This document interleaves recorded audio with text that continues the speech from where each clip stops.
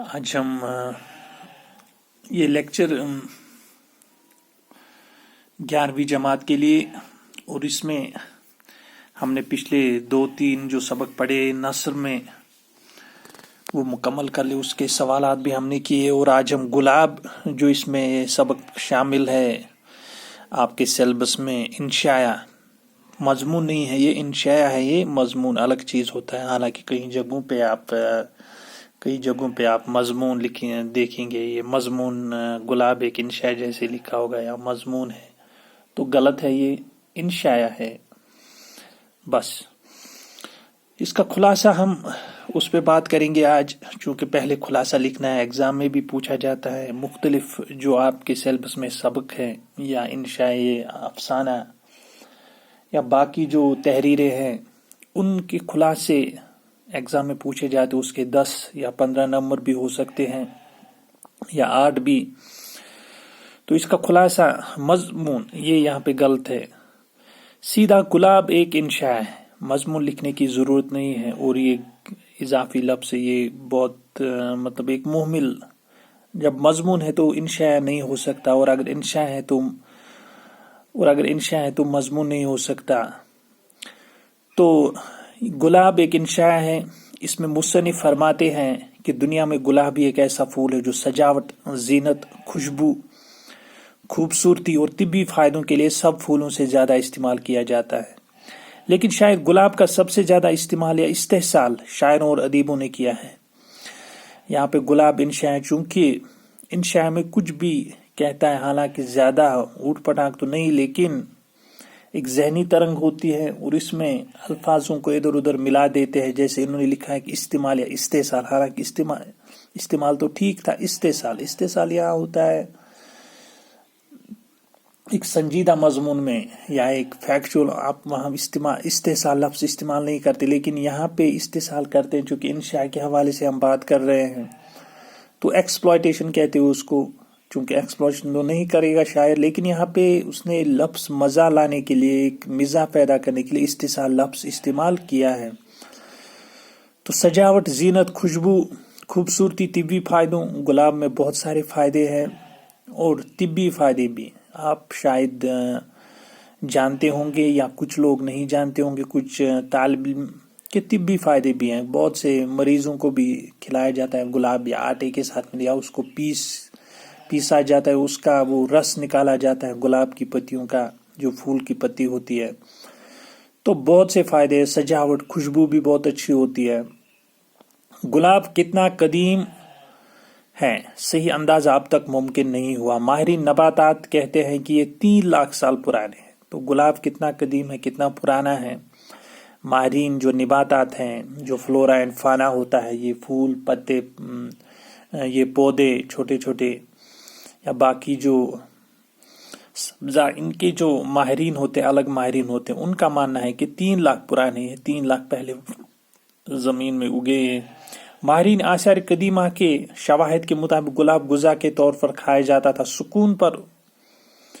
سکوں پر ان کے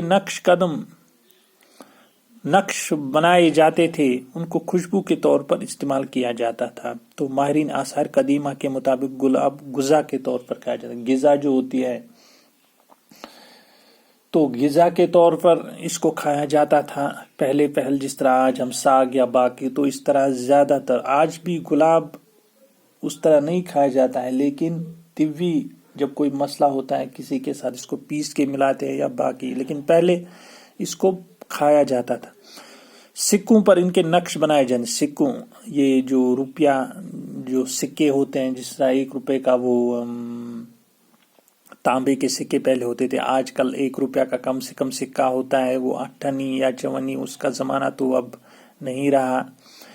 یا 10 روپے کے بھی سکے آج کل ہوتے ہیں، گول 5 روپے کے بھی، تو ان پہ اسی طرح کے سکے پہلے ہوتے تھے، تانبے کے یا چاندی کے یا باقی، ان پہ گلاب کا نقش بنایا جاتا تھا، گلاب کی تصویر، ان کو خوشبو کے طور پر استعمال کیا جاتا تھا، خوشبو کے طور پر بھی استعمال کیا جاتا تھا، سجاوٹ پہ خوشبو، تاکہ مورخین کہتے ہیں کہ اب سے 6000 سال پہلے چین میں گلاب اگایا گیا۔ مورخین کہتے ہیں تاریخ دانوں کو، جو ہسٹورین ہوتے ہیں، انگریزی میں کہتے ہیں ہسٹورین، تاریخ لکھتے ہیں اور تحقیق کرتے ہیں، ان کے مطابق 6 سال پہلے یہ چین میں اگایا گیا، پھر دیگر ممالک میں اس کی کاشت کی گئی، پھر دیگر ممالک میں لے گئے لوگ یا چینی لوگ، وہاں سفیر گئے تو انہوں نے اپنے ساتھ لے گئے تو کاشت کی گئی۔ قدیم بادشاہوں نے اس کی کاشت پر لاکھوں روپے خرچ کیے۔ قدیم بادشاہ جو تھے ان کو پسند تھے باغات، باقی اور کوئی کام خاص نہیں تھا، باغات اور باقی جو زیب و زینت رہن سہن اسی پہ زیادہ وہ توجہ دیتے تھے، تو باغات بھی انہوں نے بہت سارے بنائے، جس طرح یہاں مغل گارڈن جن کو کہتے ہیں، یا نشاد شالمار، باقی جو، تو وہ ان پہ انہوں نے لاکھوں خرچ، گلاب کے پھول لگائے وہاں پہ، حالانکہ بعد میں آج بہت سارے پھول آپ دیکھتے ہیں، لیکن گلاب کا پھول اس کے مقابل کوئی نہیں۔ گلاب کا ذکر قدیم ترین مقدس کتابوں میں موجود ہے۔ گلاب کا تذکرہ عظیم شعراء کے کلام میں بھی پایا جاتا ہے۔ دنیا میں گلاب کی لاتعداد قسمیں موجود ہیں، ان میں سے ایک قسم سیاہ گلاب بھی ہے، لیکن سیاہ گلاب کی کاشت فروغ نہ پا سکی۔ دنیا میں گلاب کی لاتعداد، ہاں یہ صحیح بات ہے۔ تو گلاب کا ذکر قدیم ترین مقدس کتابوں میں اور عظیم شعراء نے بھی کیا، اور شاعری میں بھی گلاب کا لفظ استعمال عموماً ہوتا ہے، بہت ساری شاعری میں، دنیائی شاعری بری پڑی ہے ان چیزوں سے۔ گلاب کی لاتعداد قسمیں موجود ہیں، ان میں ایک قسم سیاہ گلاب، کالا گلاب بھی ہے، اور آپ نے دیکھا ہوگا سفید گلاب کے ٹائپ بھی ہوتے ہیں، میں نے بہت پہلے دیکھے تھے ہمارے یہاں، وہ باغات میں لگائے تھے کسی نے، سڑک کے نزدیک، سڑک کے کنارے، تو بہت سی قسمیں ہیں گلاب کی۔ لیکن سیاہ گلاب کی کاشت فروغ میں، چونکہ سیاہ گلاب وہ اچھا نہیں لگا ہوگا، یا بہت سی اس میں کچھ وہ ایک ایسٹیٹک سینس، یا اس میں وہ جو خوبصورتی نہیں لگی، اچھی نہیں ہوگی، وہ اس میں کم ہوگی، تو وہ فروغ نہیں پا سکی اس کی کاشت۔ گلاب چھوٹے بھی ہوتے ہیں، بڑے بھی۔ گلاب کے طبی فائدے میں جو ہم نے اوپر پڑھا، بولی سینا اور حکیم رازی وغیرہ نے اس سے عرق حاصل کر کے عطر کے طور پر استعمال کیا۔ عرق جو میں نے پہلے کہا کہ اسے عرق بھی نکالا جاتا ہے اور وہ پیا بھی جاتا ہے، کچھ غذاؤں میں تھوڑے اس کے قطرے بھی ملائے جاتے ہیں، یا عطر کے طور پر بھی استعمال ہوتا تھا، یہ عطر کے طور پر استعمال ہوتے تھے اس کا عرق نکال کے۔ گلاب سے عطر جہانگیری بھی حاصل کیا گیا، عطر جہانگیری بھی مشہور ہے، آج بھی لکھا ہوتا ہے بوتلوں پہ عطر جہانگیری، لیکن ہوتا ہے یا نہیں وہ اندر اس میں عطر جہانگیری، لیکن لکھا جاتا ہے، بہت مشہور عطر مانی جاتی تھی پہلے۔ اس طرح گلاب کا تیل بھی طبی اہمیت رکھتا ہے، طبی اہمیت جو ہم نے اوپر پڑھا، اس کا تیل بھی نکالا جاتا ہے، اس کا رس یا تیل، اور سکھا کے بھی اس کو، مطلب قہوے کے ساتھ پہلے ملا، آج پتہ نہیں آج کا، پہلے گلاب کے پتے سکھاتے تھے دھوپ میں اور قہوے کے ساتھ ملا دیتے تھے تاکہ اس میں وہ خوشبو آتی تھی پھر قہوے میں۔ تو بہت سارے طبی فائدے بھی اس کے ہیں، طبی فائدے ہوتے ہیں میڈیسنل، مطلب کوئی بیماری یا کوئی اور مسئلہ ہو تو اس میں گلاب کے پھول کھائے جاتے تھے، سکھا کے یا اس کا رس نکال کے یا باقی طریقوں سے۔ خدا نے گلاب میں اتنی کشش رکھی ہے کہ انسان گلاب کے تصور سے اپنے وجود میں خوشبو اور توانائی محسوس کرنے لگتا ہے۔ خدا نے گلاب میں اتنی کشش رکھی ہے کہ انسان گلاب کے تصور سے اپنے وجود میں، یہاں اپنی نہیں ہونا چاہیے، اپنے وجود میں خوشبو اور توانائی محسوس کرنا۔ گلاب کے تصور سے وہ ایک خوشبو محسوس کرتا ہے اور توانائی، ایک سکت، ایک اس میں وہ ایک آتی ہے اپنے جسم کے اندر، وہ فرحت محسوس کرتا ہے، توانائی محسوس کرتا ہے۔ کچھ الفاظ کے معنی بھی یہاں پہ پڑھتے ہیں۔ لفظ انکشاف، معنی اس کے ظاہر ہونا۔ گل پاشی، پھول بکھیرنا۔